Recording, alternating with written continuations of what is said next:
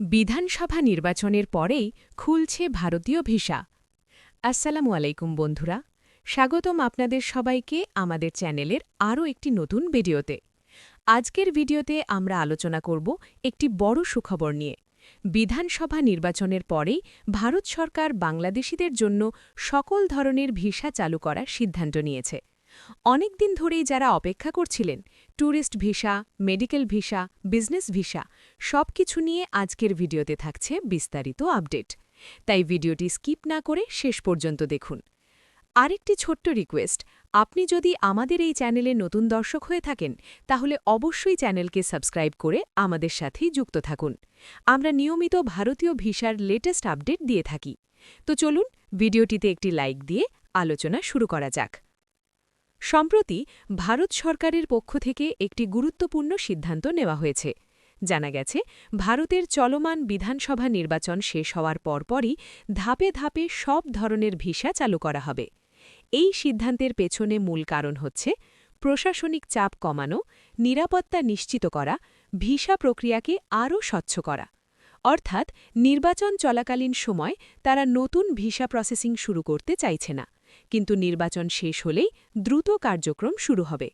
যদি সবকিছু পরিকল্পনা অনুযায়ী হয় তাহলে নির্বাচন শেষ হওয়ার 1 থেকে 3 সপ্তাহের মধ্যেই ভিসা আবেদন গ্রহণ শুরু হতে পারে। প্রথম দিকে সীমিত পরিসরে চালু হলেও ধীরে ধীরে পূর্ণাঙ্গভাবে সব ক্যাটাগরির ভিসা চালু হবে বলে ধারণা করা হচ্ছে।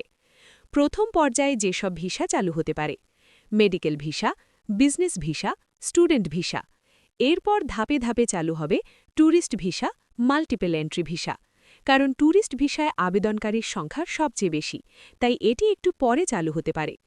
বন্ধুরা, শুধু ভিসা চালু হলেই হবে না, নতুন কিছু নিয়মও আসতে পারে। যেমন বাধ্যতামূলক ট্র্যাভেল হিস্ট্রি, ব্যাংক স্টেটমেন্ট যাচাই আরও কঠোর, ইন্টারভিউয়ের সম্ভাবনা, নির্দিষ্ট উদ্দেশ্য প্রমাণ করতে হবে। অর্থাৎ আগের মতো সহজে ভিসা পাওয়া একটু কঠিন হতে পারে।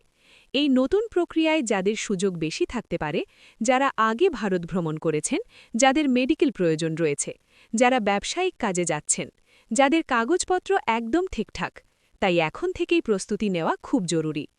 আপনারা এখন থেকেই যা করবেন: পাসপোর্ট আপডেট আছে কিনা চেক করুন, ব্যাংক স্টেটমেন্ট প্রস্তুত রাখুন, প্রয়োজনীয় ডকুমেন্ট গুছিয়ে রাখুন, ট্রাভেল প্ল্যান ঠিক করুন।